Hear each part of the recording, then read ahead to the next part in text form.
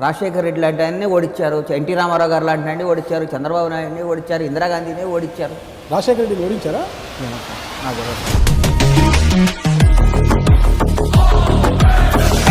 రెడ్డి గారు లాంటి సీఎం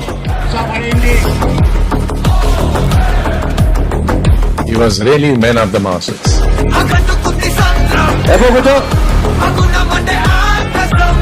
మీకు ఆ లెవెల్ లేదు, అంత సీన్ లేదు, మాట తప్పే అలవాటు లేదు.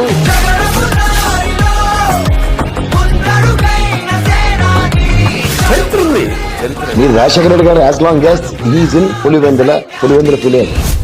ఎంత శత్రువు అయినా సరే కోపాన్ని ప్రదర్శించడం, ఆప్యాయంగా మాట్లాడిస్తాడు. హిందుస్థాన్ మే मुसलमानों को अक़लियत को रिजर्वेशन देने वाले कौन लोग थे? मुसलमान नहीं थे. वो रिजर्वेशन हमको यहाँ राजशेखर रेड्डी ने दिलवाया.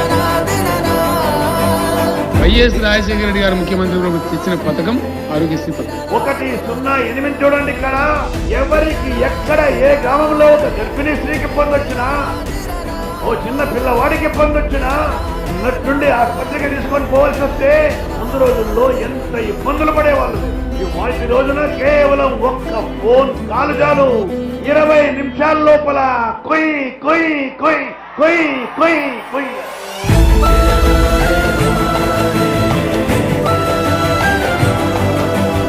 చరిత్ర చూస్తుందయ్యా, మనం అధికారంలో ఉన్నప్పుడు ఏం చేశాము, చరిత్రలో ఏ విధంగా నిలిచిపోతున్నాము అనేది ముఖ్యం. ఆయన ఇచ్చిన ఫీజు రియంబర్స్మెంట్ తో చదువుకుని ఈ రోజు ఇన్ఫోసిస్ లిమిటెడ్ లో నేను జాబ్ చేస్తూ మా ఫ్యామిలీని నిలబెట్టగలిగానంటే కారణం వైఎస్ రాజశేఖర రెడ్డి గారే. శత్రువు అయినా సరే ఎదురుగా వచ్చి సమస్య ఉంది అంటే కాగితం తెచ్చావా, సంతకం ఎప్పుడు పెట్టాలని జేబులోంచి పెన్ను తీస్తూనే ఉండేవారు. ఇప్పుడు ఆయన రోజు ఉదయం తన ఇంటి ముందు ఎంతమంది ప్రజలు వచ్చి నిలబడి ఉంటే అంతమందిని వ్యక్తిగతంగా కలిసేవాడు. ఆ రోజుకి ఎంతమంది బయట నిలబడి ఉంటే అంతమంది దగ్గరికి తన అధికారులు వెళ్ళి నడుచుకుంటూ వాళ్ళని ఒక్కొక్కళ్ళని కలిసి వాళ్ళ మహాజరు తీసుకొని వాళ్ళకు విజ్ఞప్తి ఏమిటో చూసి అవసరమైతే వాటి మీద ఇన్స్ట్రక్షన్స్ రాసి అధికారులకు ఇచ్చి అప్పటిదప్పుడు అవి ఇంప్లిమెంట్ అయ్యేట్టుగా చూసేవాడు.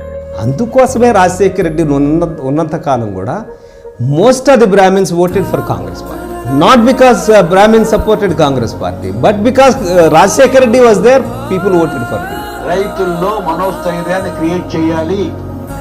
ఏ ఒక్క రైతు కూడా పశువులు నమ్ముకోవాల్సిన పని లేదు, ఏ ఒక్క రైతు కూడా ఆత్మహత్యలు చేసుకోవాల్సిన పని లేదు. మేమున్నాం. కేవలం మగవాళ్ళు మట్టికే సంపాదించకుండా ఆడపిల్లలు కూడా కుటుంబంలో భారం పంచుకోగలిగిన రోజున ఈ సమాజానికి మరింత మేలు జరుగుతుంది. ఈ రాష్ట్ర ప్రజలు మా పట్ల ఉంచిన విశ్వాసాన్ని ఏ ఒక్క రోజు పొరపాటును కూడా వమ్ము చేసుకోం.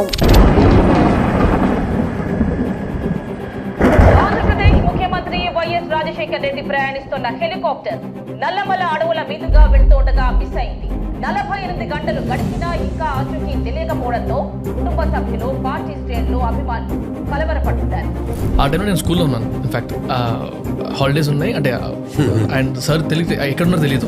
కొన్ని గంటలు టీవీ ముంగడ కూర్చొని నాకు గుర్తుంది ఆ న్యూస్ తెలియగానే మా మదర్ ఏడ్చారు.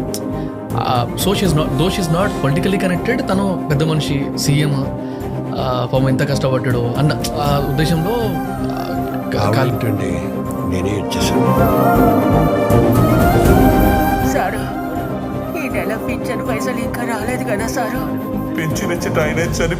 చచ్చిపోయిండు సారు. ఇంతమంది జీవితాలను మార్చినటువంటి ఒక వ్యక్తి ఇంకా గనక బ్రతికి ఉంటే చాలా మంది జీవితాలలో వెలుగు నింపేవారు. సర్పంచ్గా కూడా గెలవలేని నాలాంటి ఎంతో మందిని ఎమ్మెల్యేలుగా, ఎంపీలుగా గెలిపించి రాజకీయ జీవితాన్ని ప్రసాదించిన గొప్ప వ్యక్తి వైఎస్ రాజశేఖర రెడ్డి గారు. అక్కడున్న ప్రజల పరిస్థితి ఏంటి? అమ్ముంది కదా మనమ్మ. జగన్ రెడ్డిని నేను చిన్నప్పటి నుంచి చూస్తున్నా. మొండోడు sir. Kadapa by election results తర్వాత కూడా మీకు ఇంకా కడపోడు గురించి అర్థం కాలేదనుకుంటున్నాను. వాళ్ళు ఎంత మంచోళ్ళో అంత మొండోళ్ళు సార్.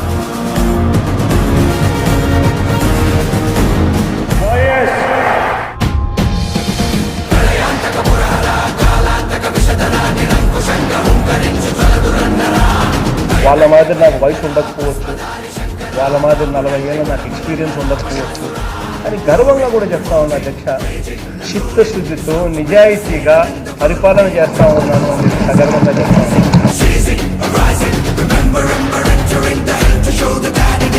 ఈ రోజు రాష్ట్రంలో ఏ ప్రాంతం తీసుకున్నా కూడా ఇదే మాదిరిగానే కనిపిస్తా ఉంది. ఈ రోజు రాష్ట్రంలో ఏ గ్రామం తీసుకున్నా కూడా ఇదే మాదిరిగానే కనిపిస్తా ఉంది. గతంలో ఎప్పుడూ కూడా చూడని విధంగా అభివృద్ధి కనిపిస్తా ఉంది. స్కూళ్లు మారుతా ఉన్నాయి, కొత్తగా మెడికల్ కాలేజీలు కనిపిస్తా ఉన్నాయి, ఉన్న హాస్పిటల్ అన్ని కూడా రూపురేఖలు మారిపోతా కనిపిస్తా ఉన్నాయి.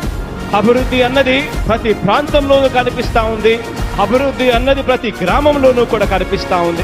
ఏ పేద మధ్య తరగతి కుటుంబం మీద అయినా కూడా వారికి మంచి చేసేలా మనస వాచ కర్మన మన ప్రభుత్వం ప్రతి అడుగు కూడా వాళ్లకు మంచి చేయడం కోసం తపన పడింది. ప్రాంతాల అభివృద్ధే కాదు, ప్రతి ఇల్లు అభివృద్ధి కావాలి. ప్రతి ఇంట్లో ఉన్న నా అక్క చెల్లెమ్మ బాగుపడాలి. ప్రతి ఇంట్లో ఉన్న నా అక్క చెల్లెమ్మ ముఖంలో చిరునవ్వు కనపడాలి. నిజంగా ఇవన్నీ కూడా ఒక తపన, ఒక తాపత్రయం. మనుషుల జీవితాలలో వెలుగులు చూడాలి, ప్రాంతాలు బాగుపడాలి. చనిపోయిన తర్వాత కూడా ప్రతి ఇంట్లో నా ఫోటో ఉండాలి అని తపన, తాపత్రయంతో అడుగుతాను. నీరు నేల ఆకాశం నీపై చూపెను పాశం. ఈ కార్యకర్తకు తోడుగా ఉన్నాం, భరోసా ఇవ్వరు. మన కోసం కష్టాల్లోనూ నష్టాల్లోనూ మన కోసం నిలబడ్డారు. జెండాలు మోసి నష్టపోయారు, ఓట్లు వేసి దెబ్బలు తిన్నారు. అందరికీ కూడా తోడుగా ఉండాల్సిన అవసరం లేదు. మీరంటే మీ కుటుంబం వల్ల మాకు ఎంతో అభిమానం. ఎందుకంటే మాటిస్తే మాట తప్పని నాయకత్వం ఏదన్నా ఉందంటే మీ నుంచే మేము నేర్చుకుంటున్నాం. మేమందరం ఇంత బాధలో ఉన్నా కూడా ఎక్కడో ఒక మూల సంతోషంగానే ఉంది సార్ మిమ్మల్ని చూస్తూ ఉంటే. సో మీరు మాట ఇచ్చినా ఇవ్వకపోయినా మీతో కలిస్తే ఆ పని జరిగిపోతుందని వచ్చాం సార్ మేము. ప్రతి ఒక్క దారి కూడా తాడేపల్లి వైపుకే పోతుంది.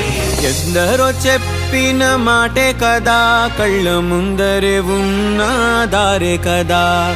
తొందరే ముందన్న తీరొద్దిక, కష్టపడ్డోడికే దైవం తోడుండదా. మట్టి వాసన గుర్తుంచుకోని తండ్రి ఆసే దాగుందిగా. చిక్కి చితికిన విత్తనంలో ఓ వంశవృక్షమే దాగుందిగా.